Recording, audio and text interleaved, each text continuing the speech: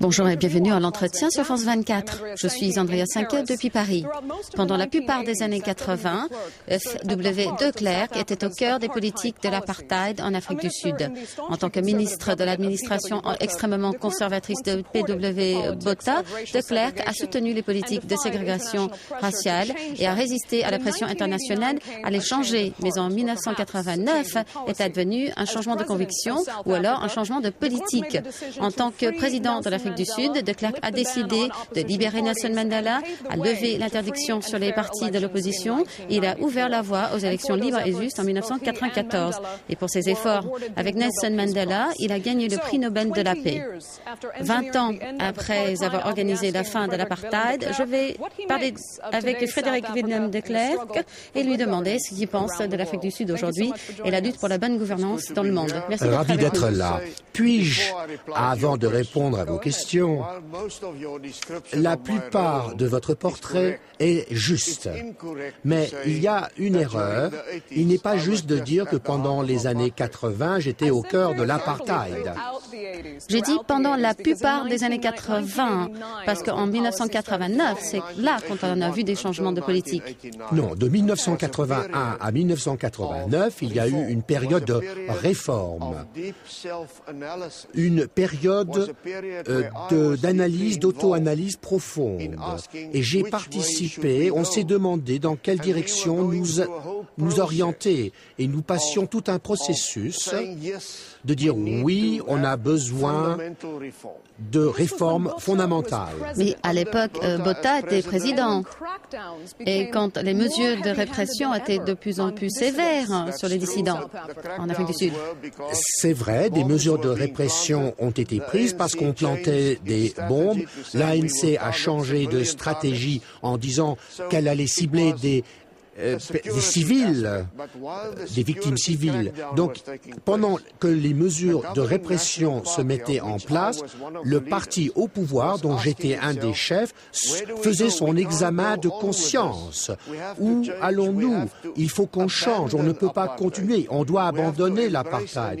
Il faut qu'on épouse une nouvelle vision qui apportera la justice à tous les citoyens d'Afrique du Sud, quelle que soit leur race ou la couleur de leur peau. Et dans ce cadre, dès 1986, je ne me suis pas réveillé un soir en me disant « Eureka, l'apartheid est mauvais ». C'était tout un processus. Et en 1986, nous avons abandonné l'apartheid et nous avons épousé une nouvelle vision d'une Afrique du Sud unie en renonçant à toutes les formes de discrimination et de dire qu'il faut qu'on aille vers une nouvelle constitution. Quand j'ai été nommé leader, j'ai eu le privilège de dire nous avons une nouvelle vision et maintenant il faut qu'on mette cette vision en œuvre et on ne peut le faire que si on négocie avec toutes les parties prenantes et il faut des négociations inclusives.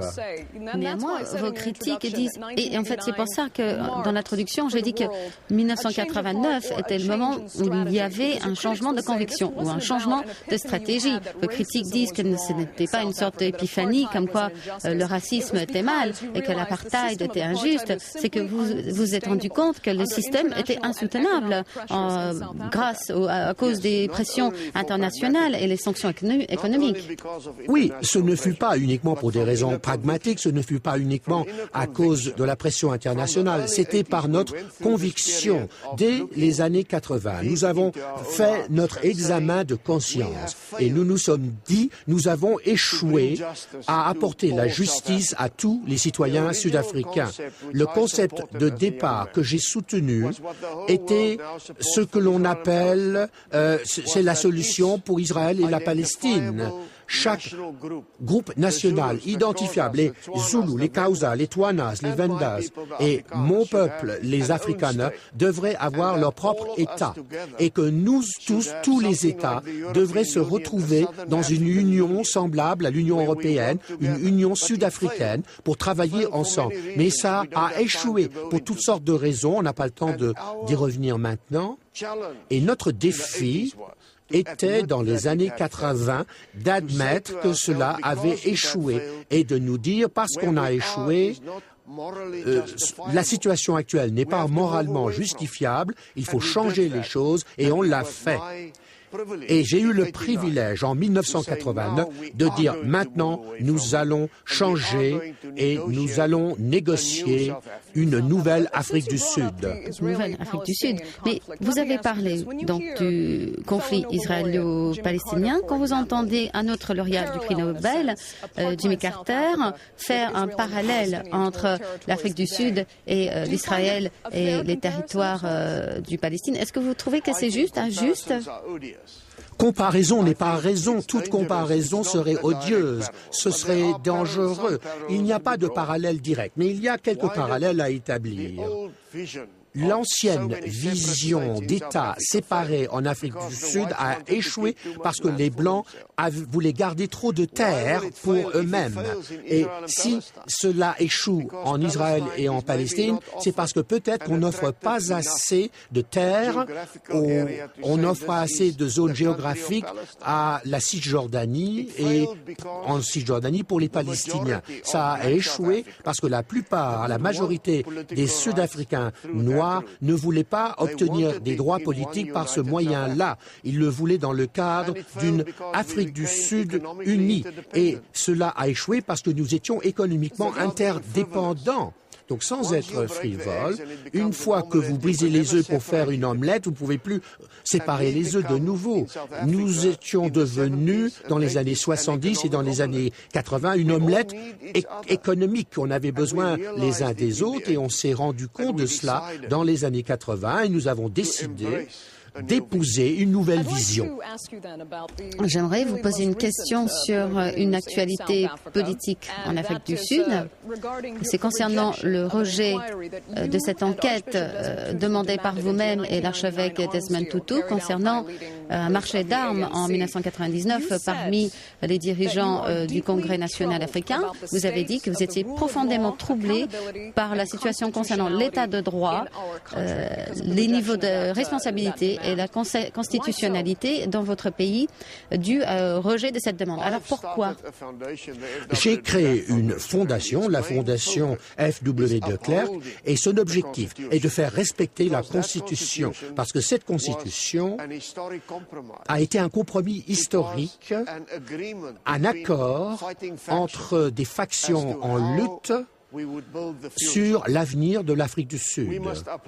Il faut faire respecter cette Constitution et s'il y a des soupçons, il faut les traiter. On ne peut pas simplement répondre « apportez-moi les preuves ». Il y a tellement d'allégations que la seule façon d'y répondre est d'organiser une enquête, une commission d'enquête légitime, importante, une commission judiciaire d'enquête pour chasser les soupçons.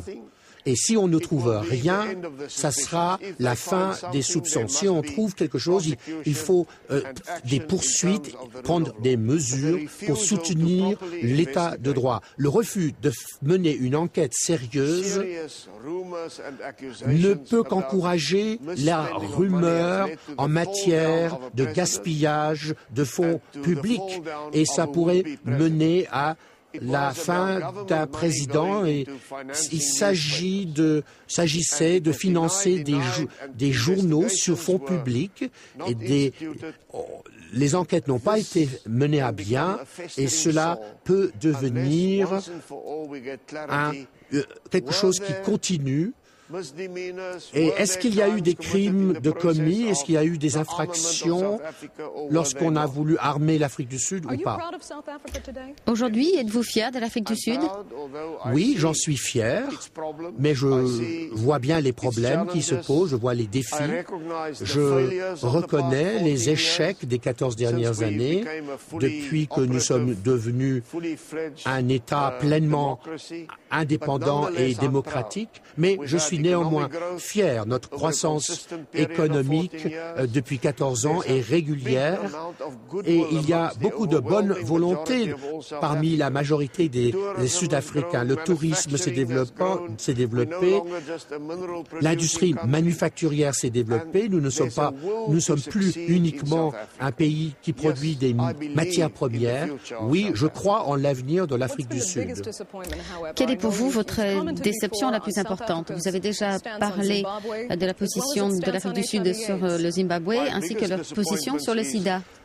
Ce qui me déçoit le plus, c'est le fait de nier pendant longtemps le déni de la gravité du crime, du niveau de criminalité et du niveau de développement du sida. Je dois dire que le gouvernement actuel, que les nouveaux leaders de l'ANC prennent enfin ces problèmes au sérieux et se sont engagés à faire quelque chose de significatif à cet égard. Et j'espère qu'ils réussiront.